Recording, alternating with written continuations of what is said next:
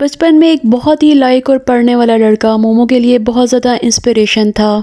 लेकिन जब कई साल बाद वो इससे दोबारा मिली तो वो सारे इल्लीगल कामों में इन्वॉल्व था और वो बिल्कुल बदल चुका था। आज मोमो की माँ की दूसरी शादी हो रही है और वो इसे कनाडा लेकर जाना चाहती है, लेकिन मोमो किसी और के इंतज़ार में। इसकी माँ इसे कहती है, मुझे पता है तुम जिनजाओ के इंतज़ार में बैठी हो, वो अब बिल्कुल बदल चुका है और तुम्हारे फादर ने भी दूसरी शादी कर ली है। ये किसी की नहीं सुनती और उनकी कंट्री के लिए निकल जाती है और रास्ते में इसे एक फ्रेंड नाना भी मिलती है। ये अपनी फ्रेंड को बताती है कि मैं जिसके लिए जा रही हूँ बहुत सालों के बाद मिलूंगी। मुझे ये तो नहीं पता वो दिखने में कैसा है, लेकिन उसकी राइटिंग बहुत अच्छी थी। यहाँ जिनजाओ एक इल्लीगल बॉक्सिंग क्लब में काम कर रहा है। इसे मोमो के फादर का फ़ोन आता है और उसे कहता है कि जाके एयरपोर्ट से मोमो को पिक कर लेना। यहाँ मोमो दूसरे कंट्री लैंड करती है तो निकलते ही इसे कुछ लोग तंग करने लगते हैं। जिनजाओ एक ही आवाज़ देता है तो वो हट जाते हैं, लेकिन ये उसे देखकर हैरान रह जाती है। उसका ज़ख्मी चेहरा और उसका हुलिया बिल्कुल भी वैसा नहीं था जैसा मोमो ने सोचा था।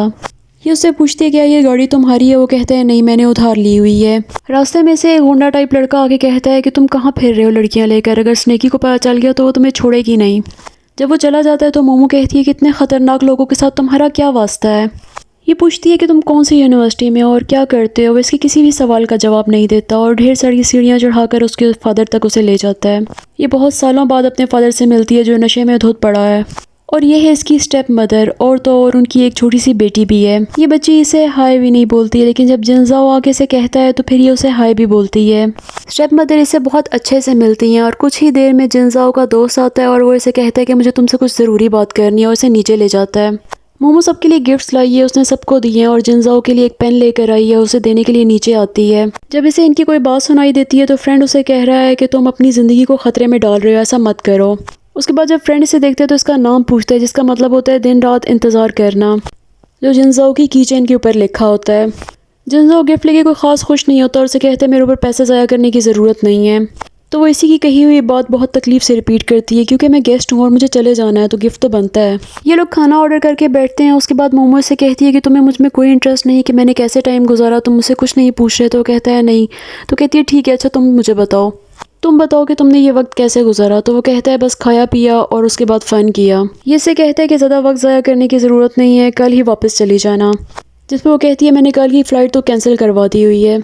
अब वो दोबारा इससे बहुत सारे सवाल करने लगती है, लेकिन वो किसी भी बात का सही सीधा जवाब ही नहीं देता। ये अभी तक सिर्फ इसे इतना ही बताता है कि पढ़ाई वो छोड़ चुका है और वो अब पढ़ाई नहीं कर रहा बहुत टाइम से। इसके साथ ये गुंडो जैसा दिखता हुआ दोस्त फिर आ जाता है और वो कहता है तुम उसी लड़की के साथ फिर से फिर रहे हो, स्नेकी को पता चल गया तो तुम्हारी खैर नहीं है। जिनजाओ मोमो की प्लेट पकड़ के उसमें से अनियंस निकाल रहा है, क्योंकि उसे पता है कि मोमो को अनियंस पसंद नहीं है, और वो अपने फ्रेंड्स के भी किसी भी सवाल का जवाब ढंग से नहीं देता। अब ये लोग यहाँ से जाने ही लगते हैं तो एक पूरा ग्रुप इन पर हमला कर देता है। इसका फ्रेंड भी इनका साथ देता है और उसे कहता है कि तुम भाग जाओ। वो इसे अपनी बाइक की चाबी देता है। उसके बाद ये दोनों यहाँ से भाग जाते हैं। मोमो इसके बारे में अब कुछ भी नहीं जानती, लेकिन उसे इसके साथ बैठना और इसको फील करना बहुत अच्छा लग रहा है। असल में ये मोमो के फादर के फ्रेंड का बेटा था और उन्होंने इसको अडॉप्ट किया था जब मोमो पैदा भी नहीं हुई थी। इनके पेरेंट्स की सेपरेशन हुई तो इसके फादर जिनजाओ को लेकर एक और कंट्री में चले गए। मोमो ने इसे बहुत सारे ख़त लिखे और आने को बोला, लेकिन ये कभी भी नहीं आया और कभी किसी ख़त का जवाब नहीं दिया। अब जब वो इसे फ़ोन पर बात करता सुनती है तो वो फिर किसी जान के ख़तरे की बात कर रहा है। वो इससे सवाल पूछती है तो उसे कोई जवाब नहीं देता और बीच में ही से कॉल आ जाती है, उठ के चला जाता है। यहाँ स्नेकी ने इसके फादर को किडनैप किया हुआ है, क्योंकि उसने इंटरेस्ट पर कुछ पैसे लिए हुए थे। पैसों का बहाना करके स्नेकी ने इसे बुलाया हुआ था। स्नेकी इस पर लाइन भी मारती है और उसे कहती है कि अगर तुम मेरे साथ कुछ वक्त गुजारो तो बाकी का सारा लोन मैं खुद ही माफ़ कर दूँगी। यहाँ नेक्स्ट मॉर्निंग मोमो अपनी स्टेप मदर से पूछती है कि जिनजाओ नहीं आया, तो वो कहती है जब कोई मसला हो तभी आता है, वरना वो अपने काम में बिजी होता है।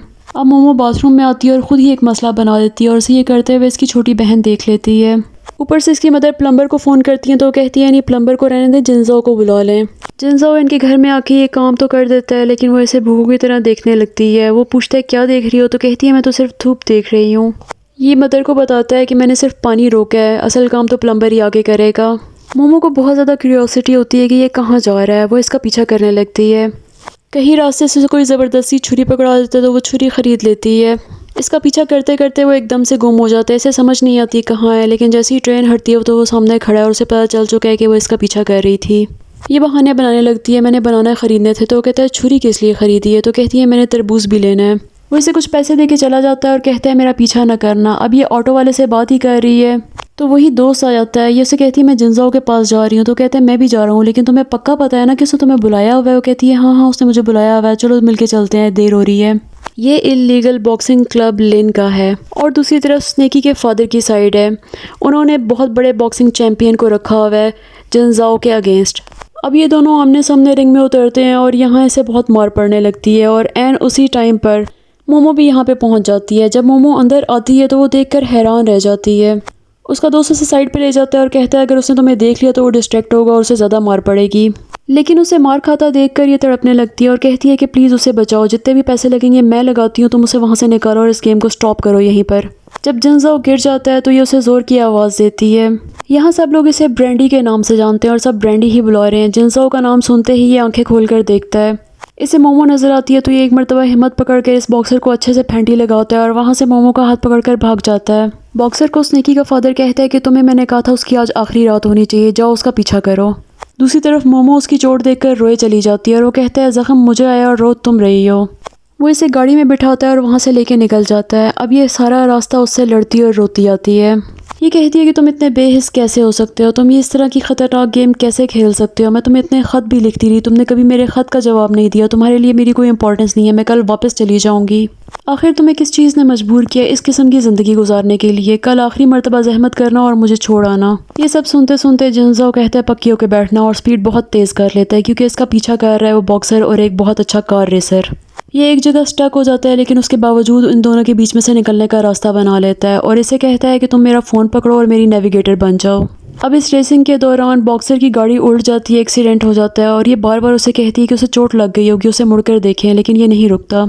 एक पॉइंट पर आकर उसे कहता है स्टीयरिंग संभालो और ये आधा बाहर निकल के खुद एक शॉपर उठाता है और अंदर इसको पकड़ा देता है। फिर ये लोग एक ऐसी जगह पे पहुंचते हैं जहाँ पे कुछ क्राउड इकट्ठा हुआ है, वो लोग इनके लिए क्लैपिंग करते हैं। यहाँ इसे एक एनवेलप में पैसे दिए जाते हैं और उसे कहा जाता है कि तुम इस लड़की को साथ क्यों लाए हो? तो वो कहते हैं ये मेरी गर्लफ्रेंड है और मुझे अकेला आने नहीं दे रही थी, इसलिए मुझे मजबूरन इसे लाना पड़ा। पीछे से कार रेसर भी पहुंच जाता है और वो कहता है अच्छा तो ये है तुम्हारी नेविगेटर, क्या कीमत है इसकी? तो वो कहता है इसकी कोई कीमत नहीं है। अब ये वहाँ से निकलने के बहाने कहती है मुझे ठंड लग रही है, तो वो इसे हक कर लेता है सबके सामने और सारे हुटिंग करने लगते हैं। फिर ये उसे वहाँ से लेकर आ जाता है। ये इसे कहता है ये एनवेलप खोल कर देखो। वो देखती है तो कहती है पैसे के लिए ये सब कुछ कर रहे हो? तो कहता है हाँ पैसे के लिए कर रहा हूँ। अब इनके बीच में झगड़ा होने लगता है। वो कहती है सिर्फ पैसे के लिए तुम इस तरह ज़िंदगी और मौत के बीच में खेल रहे हो? तो वो कहता है मैं मर भी जाऊँ तो क्या फ़र्क पड़ता है। वो इसे बताता है कि तुम लोगों से अलग होने के बाद हमारे पास कुछ भी नहीं बचा था। हम लोगों ने एक बेसमेंट में रहना शुरू किया, जब भी बारिश होती तो हमारे टांगों तक पानी आ जाता, हम बेंच जोड़कर सोया करते थे और ऊपर साथ मेंढक भी वहाँ पे तैर रहे होते थे। मेरी ट्यूशन तक के लिए पैसे नहीं थे, मैं क्लास के बाहर पनिशमेंट में खड़ा रहता था और तुम्हारी सिस्टर को कैंसर है और अब तुम्हारे फादर कहाँ से ये सारे पैसे पूरे करेंगे? क्या मैं ये सब कुछ बैठ कर देखता रहूँ? अब वो कहता है कि चलो मैं तुम्हें घर छोड़ कर आता हूँ। तो कहती है नहीं, हम दोनों में से कोई भी घर नहीं जाएगा जब तक तुम मुझसे वादा नहीं करते कि तुम ये सब काम छोड़ दो और मेरे साथ चलो। मेरे साथ चलो हमारे बचपन वाले घर में जहाँ हम दोनों इकट्ठे रहते थे। मैं तुम्हारे सारे खर्चे उठाऊंगी और तुम्हें ज़ख्म खाने की और चोट खाने की भी ज़रूरत नहीं है पैसों के लिए। तुम पढ़ना और अपने शौक़ पूरे करना। जिनजाओ इससे कोई वादा नहीं कर सकता था, इसलिए वो दोनों वहीं पे बैठे रहते हैं। अब सुबह होती है तो जिनजाओ कहता है कि तुम्हारी मदर एयरपोर्ट पर तुम्हारा वेट कर रही है, चलो तुम्हें मैं वहाँ पे छोड़ दूँ।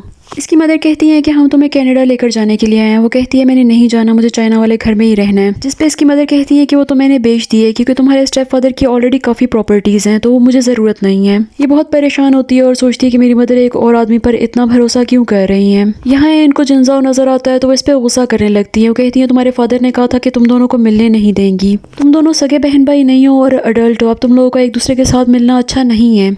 वो तो चले जाने के बाद भी बार बार फ़ोन करता था, उसे मैंने ही डांट कर मना किया था कि वो तुमसे रब्ता ना रखे। वो ये सुनकर बहुत परेशान होती है, वहाँ से तो आ जाती है लेकिन सोचती है कि उसने कभी भी मुझे इग्नोर नहीं किया था। और इसके लिखे हुए लेटर्स जिनजाओ ने कहीं छुपाए हुए थे वो भी इसे मिल जाते हैं और वो इन्हें लेके बहुत रोती है।